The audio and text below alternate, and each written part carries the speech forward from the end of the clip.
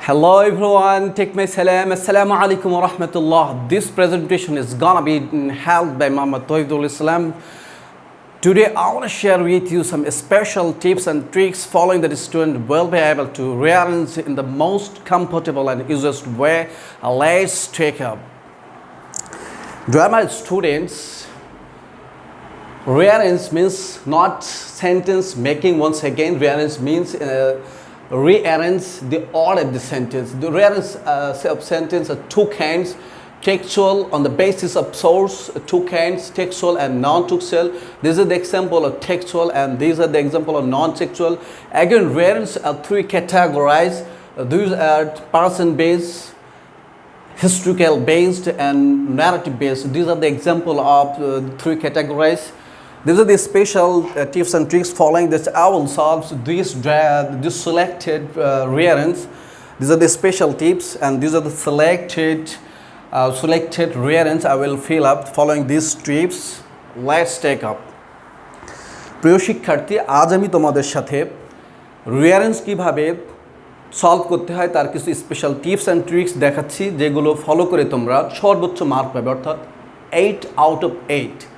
শুরুতে তোমাদের একটি ধারণা দিই, রিয়ারেঞ্জ সেন্টেন্স মানে কি। রিয়ারেঞ্জ মানে অর্থাৎ তোমরা নিম্নের ক্লাসে যে সেন্টেন্স মেকিং করেছো তা নয়, কিন্তু রিয়ারেঞ্জ মানে নবম দশম শ্রেণীর শিক্ষার্থীদের জন্য সেন্টেন্সের সিকোয়েন্স অনুযায়ী অর্ডার ঠিক করা, অর্থাৎ কোন সেন্টেন্সটা আগে হবে কোন সেন্টেন্স পরে হবে ইত্যাদি নির্ধারণ করা। সোর্সের ভিত্তিতে রিয়ারেঞ্জ দুই প্রকার, টেক্সচুয়াল এবং নন টেক্সচুয়াল। টেক্সচুয়াল সাধারণত তোমাদের ইংলিশ ফর টুডের টেক্সট পেপারের মধ্যে যেগুলো দেওয়া রয়েছে সেগুলো 21 February the International Mother Language Day, 26th March the Independence Day, Zahir Raihan, one of the most leading filmmaker in Bangladesh, Prithlata Wadi, the dominant female figure who raised his voice against the British rule, the Michael Madhusudhan Dutt, who contributed the most in Bengali literature. Non-textual means তোমাদের English for today এই টেক্সটের বাইরে থেকে যেগুলো আসে, বিশেষত এগুলো political figure, literary figure, social figure, feminist figure ইত্যাদি হয়ে থাকে। Such as Fazlul Huq, the tiger of Bengal, Nelson Mandela, the political figure of South Africa, Robert Bruce of Scotland, William Shakespeare, the Bard of England, Rabindranath Tagore, the Nobel laureate and Alfred Nobel, the founder of Nobel Prize. রিয়ারেঞ্জকে categorise করা হয় তিনভাবে: person base, অর্থাৎ person base বলতে এই উদাহরণগুলো যেমন Fazlul Huq, Nelson Mandela, Rabindranath, William Shakespeare, Rabindranath, Alfred Nobel. পৃথিবীর সেরা বিজ্ঞানী, রাজনৈতিক ব্যক্তি, সমাজকর্মী, নারীবাদী কর্মী ইত্যাদি ব্যক্তি সম্পর্কে যে রিয়ারেঞ্জগুলো করা হয় সেগুলোই হচ্ছে পার্সন বেস। হিস্ট্রিক্যাল বেস, ঐতিহাসিক সংক্রান্ত, যেমন আমাদের টেক্সট কেন্দ্রিক কয়েকটি উদাহরণ নিয়েছি: 21 February, 26th March, heritage means ষাট গম্বুজ মস্ক of Bagerhat, Paharpur, Buddhist relics or archaeological sites of Nowgaon district, Taj Mahal, the most romantical sign built by Emperor Shah Jahan for his wife Mumtaz Mahal, Eiffel Tower. Narrative based, অর্থাৎ যেগুলো ঘটনামূলক হয়ে থাকে, যেমন responsibility, Pohela Boishakh, Meherjaan, the uplifted women, fish population for green environment, ecology, internet technology, মালদ্বীপ etcetera. অর্থাৎ এইগুলো হচ্ছে রিয়ারেঞ্জ হতে পারে, মোস্ট ইম্পর্টেন্ট রিয়ারেঞ্জ এই টপিকগুলোর উপর হতে পারে। আজকে তোমাদের সাথে আমি যেটা টিপসগুলো ফলো করবো সেগুলো খেয়াল রাখো। প্রথমত, একটি রিয়ারেঞ্জ সলভ করতে গেলে তোমাকে নেম অর ডিফাইনিং টাইটেল বের করতে হবে, অর্থাৎ নাম্বার 1 তোমাকে এই 8টি বাক্যের মধ্যে তোমাকে একটি নেম অর ডিফাইনিং টাইটেল বের করতে হবে। এরপরে দ্বিতীয় তোমাকে যে কাজটি করতে হবে, বার্থ অর প্যারেন্টেজ, অর্থাৎ জন্ম বা বংশ পরিচয় বের করতে হবে। প্রথমত নাম, তারপর বংশ। এরপরে তৃতীয়ত ওই ব্যক্তি প্রধানত কি পেশায়, একজন কি তা বের করতে হবে, পেশা বের করতে হবে, বা তার বিয়ে সংক্রান্ত তথ্য থাকলে সেই তথ্য। এরপর দেখো অ্যাক্টিভিটি, তার কোনো অ্যাক্টিভিটি, এখানে একটা জিনিস বলে নিই, যদি 5টা অ্যাক্টিভিটি থাকে তাহলে প্রথম অ্যাক্টিভিটি ডেট বাই অর্ডার অনুযায়ী, এরপর এক্সট্রা অর্ডিনারি অ্যাক্টিভিটি করব, তারপরে অল টাইম অ্যাক্টিভিটি, অর্থাৎ শুরুতে সাধারণ অ্যাক্টিভিটি, তারপর বিশেষ, তার জীবনে বিশেষ অ্যাক্টিভিটি, তারপরে তুলনামূলকভাবে পরে যে কাজটি করেছে, এরপর দেখো সেই ব্যক্তিটি অনেক সময় মারা যেতে পারে বা তার আরও পরবর্তী কাজ থাকতে পারে। এরপর হোমেজ ট্রিবিউট বা রিমেম্বার, সেই ব্যক্তি সংক্রান্ত কোনো শ্রদ্ধা নিবেদন ইত্যাদি হতে পারে কিনা। অর্থাৎ প্রথমত একটি রিয়ান সলভ করতে তোমাদের 8টি টিপস মনে রাখতে হবে। যে নাম্বার 1 তোমাদের হচ্ছে নেম ও টাইটেল মনে রাখতে হবে, 2 নম্বর তার বার্থ জন্ম মনে রাখতে হবে, 3 নম্বর তার প্রফেশন পেশা মনে রাখতে হবে, 4 নম্বর তার অ্যাক্টিভিটি মানে জেনারেল অ্যাক্টিভিটি, 5 নম্বর তার এক্সট্রা অর্ডিনারি অ্যাক্টিভিটি, 6 নাম্বার তার old age activity, 7th number তার old age activity of death মনে রাখতে হবে, নাম্বার 8 তার রিমেম্বারেন্স মনে রাখতে হবে। আমরা এইগুলো ফলো করে এখন এখানে একটি রিয়ারেঞ্জ নেব।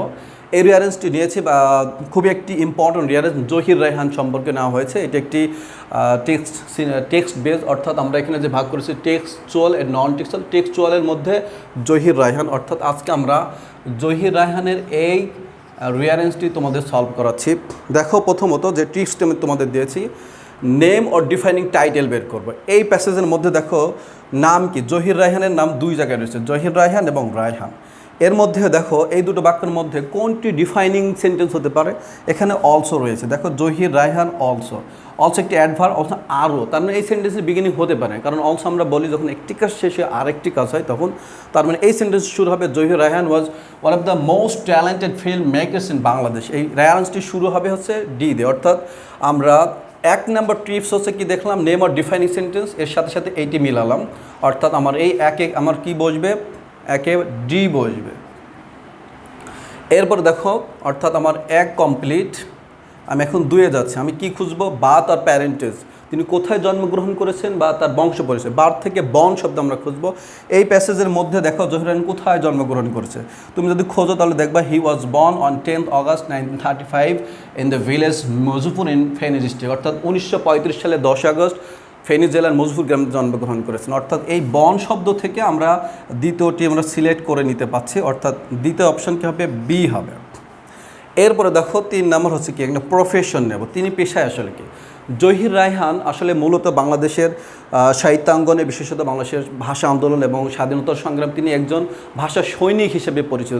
অর্থাৎ একজন মানুষ বহুলাংশে যে পরিচয় দিয়ে পরিচিত তাই তার প্রফেশন পেশা। অর্থাৎ এখানে এই ইনফরমেশনগুলোর মধ্য থেকে আমরা দেখব যে কোন ইনফরমেশনের মধ্যে তাকে একজন ভাষা সৈনিক বলা হয়েছে।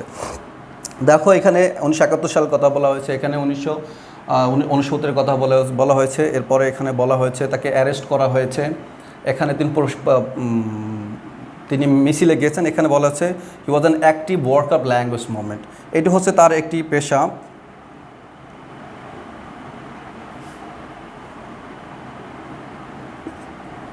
দেখো এখানে সিরিয়াল নাম্বার এখানে কি হবে, এইচ হবে। অর্থাৎ পেশায় তিনি একজন কি active worker of language movement.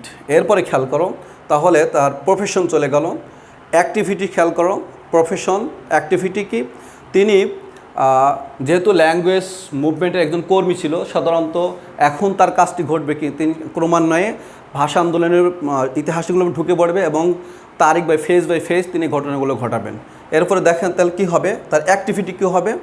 এখন এখানে কতগুলো অ্যাক্টিভিটি রয়েছে দেখো, he was one of the 10 students, তিনি who went out in procession on 21st February 1951 violating 144, 144 ধারা লঙ্ঘন করে যে 10 জন স্টুডেন্ট ঢাকা মেডিকেল কলেজে মিছিল নিয়ে বের হয়েছিলেন, তার মধ্যে একজন, এটা একটা অ্যাক্টিভিটি। তারপর তাকে গ্রেপ্তার করা হয়েছে। তারপরে হচ্ছে তিনি 1969 অংশগ্রহণ করেছেন এবং স্বাধীনতা সংগ্রাম অংশ। এই দুটি হতে পারে না, কারণ 1969 1952 থেকে অনেক পরে, 71 আরও পরে। তাহলে দেখো এখানে থাকে হচ্ছে he also presented at the historical meeting of Amtala meeting অংশগ্রহণ করে, এটি হতে পারে। অথবা অ্যাজ এ মেনি রেজাল্ট তাকে অ্যারেস্ট করা হয়েছে, কিন্তু অ্যারেস্ট তো কোনো একটা কারণে করা হয়েছে। তাহলে এখানে হবে হচ্ছে এ নাম্বার, অর্থাৎ 4 নম্বর বাক্য হবে হচ্ছে এ, অর্থাৎ he was one of the 10 students who went on a procession on 21st February 1952 violating 144, অর্থাৎ 144 ধারা লঙ্ঘন করে যে 10 জন সাহসী ভাষা সৈনিক 1952 সালে 21 ফেব্রুয়ারি অংশগ্রহণ করেছিলেন, তার মধ্যে জহির রায়হান একজন ছিলেন। এখন খেয়াল করো, এখন একটি এক্সট্রা অর্ডিনারি কাজ তোমাকে দেখাতে হবে। অর্থাৎ এই যে সাহস দেখালো তারা 144 ধারা লঙ্ঘন করার কারণে, এখন যে কাজটি করবে তাহলে তাহলে এক্সট্রা এক্সেপশনাল কাজ। তাহলে কি দেখো এখানে আমরা কি দেখলাম, অ্যারেস্ট। হ্যাঁ, তাহলে সে পরের বাক্য দেখো আমরা কি করি, অ্যাজ এ রেজাল্ট, ফলশ্রুতিতে he and many were arrested and taken to prison, এবং তিনি এবং অসংখ্য স্টুডেন্ট তাদেরকে গ্রেপ্তার করা হয়, and taken to prison or sent to prison, জেলখানায় পাঠিয়ে দেওয়া হয়, কারাগারে পাঠিয়ে দেওয়া হয়। অর্থাৎ পরের বাক্যটা হবে সি। অর্থাৎ এরপরে দেখো ওল্ড টাইম অ্যাক্টিভিটি, এরপরে হচ্ছে এই এক্সট্রা অর্ডিনারি পরে ওল্ড টাইম পরবর্তী সিকোয়েন্সে আর একটু পুরানো কাজ কি থাকতে পারে দেখো। তাহলে এখানে দেখো ভাষা আন্দোলনে তিনি প্রথমত কী করলেন, একজন ভাষা সৈনিক ছিলেন, তারপরে হচ্ছে 10 জন ছাত্রের মধ্যে একজন ছিলেন, তারপরে হচ্ছে দেখো তিনি কি করেছেন যে অ্যারেস্ট গ্রেপ্তার হয়েছেন। এখন দেখো জহির রহমান কী হয়েছে, আমতলার মিটিংয়ে 1951 সালের he was also present at the historical meeting of Amtala on 21 February 1952। Dhaka ইউনিভার্সিটির ঐতিহাসিক আমতলার প্রাঙ্গণে যে মিটিং হয় সেখানেও তিনি উপস্থিত ছিলেন। এরপরে বাক্যটি হবে অর্থাৎ এই ই নাম্বার বাক্য হবে। তাহলে এখানে দেখো ই নাম্বার বাক্যটি দাও। এরপরে দেখো ডেথ আর বল টাইম অ্যাক্টিভিটি, যদি এখানে মৃত্যু সংক্রান্ত কোনো তথ্য থাকে, মৃত্যু যদি না থাকে তাহলে তারিখ অনুযায়ী পরবর্তী কাজ। এরপরে জহির রহমান কী করেছে, he also took part in the mass movement of 1969, অর্থাৎ পশ্চিম পাকিস্তান কর্তৃক চাপিয়ে দেওয়া পূর্ব পাকিস্তানের ওপর যে বৈষম্য, সে বৈষম্যর বিরুদ্ধে যে গণঅভ্যুত্থান গড়ে উঠেছিল বা নির্মাণ হয়েছিল, সেই গণঅভ্যুত্থানে তিনি কী করেছিলেন, অংশগ্রহণ করেছিলেন। অর্থাৎ আমরা দেখতে পাচ্ছি ওল্ড অ্যাক্টিভিটি অর্থাৎ 7 নম্বরে কী হবে, এফ নম্বরে হবে। অর্থাৎ আমি এখানে সাথে এফ নাম্বার লিখব। এরপর দেখো হোমেজ ট্রিবিউট অর রিমেম্বার্স, অর্থাৎ সর্বশেষ তিনি হয়তো কোথাও সাথে যদি মারা যান তাহলে এখানে কী হবে, তাকে কোথাও সমাধি করা হবে, তাকে শ্রদ্ধা নিবেদন করা হবে, অথবা সর্বশেষ তার সম্মানে একটি সর্বোচ্চ বাক্য লেখা হবে। জহির রহমান কী করে, সর্বশেষ বাক্যে 1971 he join the liberation war of Bangladesh, অর্থাৎ বাংলাদেশের মহান স্বাধীনতা সংগ্রামে অংশগ্রহণ করেন। এবং শেষের দিকে অর্থাৎ যখন পশ্চিম পাকিস্তানিরা বাংলাদেশকে মেধাশূন্য করার জন্য বুদ্ধিজীবী হত্যা করছিল, তার বড় ভাই শহীদুল্লাহ কায়সারকে ধরে নিয়ে যায় সম্ভবত 12ই ডিসেম্বর 1971 সালে। তার ভাইয়ের সন্ধান তিনি বের হয়ে যান, আর নিরুদ্দেশ হয়ে যান, তিনি আর ফিরে আসেন না। অর্থাৎ ধরে নেওয়া হয়, বাংলাদেশের ইতিহাস তত্ত্ববিদরা মনে করেন যে শহীদুল্লাহ কায়সারও একজন বুদ্ধিজীবী যাকে হত্যা করেছে পাকিস্তান। অর্থাৎ in 1971 he join the liberation, তিনি স্বাধীনতা সংগ্রামে অংশগ্রহণ করেন এবং তিনি একজন শহীদ বুদ্ধিজীবী হিসেবে পরিচিত। অর্থাৎ জি নাম্বার হচ্ছে, আমরা এখানে জি লিখব।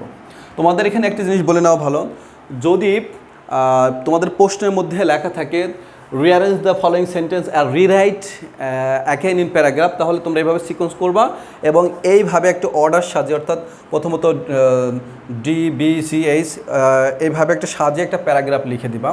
অর্থাৎ প্রিয় শিক্ষার্থী, আমি তোমাদের আজকের এই আলোচনার মধ্যে যদি সামারাইজেশন করি তাহলে বিষয়টি এরকম। অর্থাৎ আজকের এই ক্লাসটি বিশেষ করে নবম এবং দশম শ্রেণীর শিক্ষার্থীর জন্য কাজে লাগবে। রিঅ্যারেঞ্জ হচ্ছে দুইভাবে হতে পারে, তোমার ইংলিশ ফর টুডে টেক্সট থেকে আসতে পারে অথবা টেক্সটের বাইরে থেকেও আসতে পারে। সেই ক্ষেত্রে তোমার টেক্সটের ইম্পর্টেন্ট টেক্সটগুলো অবশ্যই তোমাকে পড়ে রাখতে হবে। নন টেক্সটের মধ্যে বিশেষ করে পলিটিক্যাল ফিগার বা রাজনৈতিক কর্মী বা সাহিত্যিক কবি ইত্যাদিগুলো পড়ে রাখতে হবে। এছাড়াও যে 3 ধরনের হয়, আমি আজকে তোমাদের পার্সন বেজ রিঅ্যারেঞ্জ আলোচনা করেছি, আমি এটা আরও 2টি বা 3টি ক্লাস নেব। আমি নেক্সট ক্লাসে হয়তো হিস্ট্রিক্যাল বেসড রিঅ্যারেঞ্জ আলোচনা করব, পরবর্তীতে হয়তো ন্যারেটিভ বেসড রিঅ্যারেঞ্জ আলোচনা করব। আমি তোমাদের আজকে কিছু স্পেশাল টিপস অ্যান্ড ট্রিক্স দেখেছি। অর্থাৎ আমি প্রথম বাক্য তোমাকে মনে রাখতে হবে, একটা রিঅ্যারেঞ্জ সলভ করতে প্রথমে নেম অর্থাৎ নাম বের করতে হবে, তারপরে তোমাকে বার্থ অর্থাৎ জন্ম বের করতে হবে, তারপরে পেশা, সে একজন প্রধানত পেশায় কী বের করতে হবে। এরপরে অ্যাক্টিভিটিগুলো, অর্থাৎ খেয়াল করো এখান থেকে প্রায় 7 নম্বর, এগুলো সবই তার অ্যাক্টিভিটি। সেক্ষেত্রে যদি তারিখ থাকে প্রথম অ্যাক্টিভিটি, তারপর তারিখ অনুযায়ী ফেজ বাই ফেজ, এবং সর্বশেষ হচ্ছে 7 এবং 8 সাধারণত মৃত্যু বা হচ্ছে তার শ্রদ্ধা নিবেদন। অর্থাৎ জহির রায়হান সংক্রান্ত যদি রিঅ্যারেঞ্জটা আমরা সলভ করি তাহলে আমরা কী পেয়েছি, নাম্বার 1 দেখেছি জহির রায়হান একজন বাংলাদেশের অন্যতম চলচ্চিত্র নির্মাতা। তারপরে আমরা জন্ম দেখেছি, অর্থাৎ এই জন্মের কথা যদি আমরা বলি, তারপর আমরা দেখেছি তিনি 10 আগস্ট 1935 সালে ফেনী জেলায় জন্মগ্রহণ করেন। তার পেশা কি দেখেছি, তিনি একজন প্রধানত ভাষা সৈনিক। তারপর তার অ্যাক্টিভিটি কি দেখেছি, 10 জন ভাষা সৈনিক 144 ধারা লঙ্ঘন করে ঢাকা মেডিকেল কলেজ 52 সালের 21 ফেব্রুয়ারি অংশগ্রহণ করেন, তার মধ্যে একজন।